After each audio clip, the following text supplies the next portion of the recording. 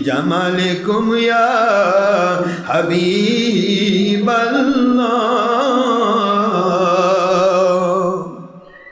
ইয়া হাবিব মনে যে বড় আশা বেদনা, আমরা কি বারবার আপনাকে স্বপ্নে দেখতে পাবো না।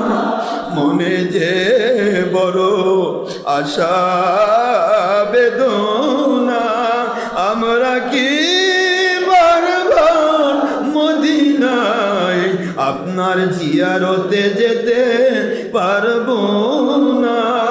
কোন পথে হব রওয়ানা,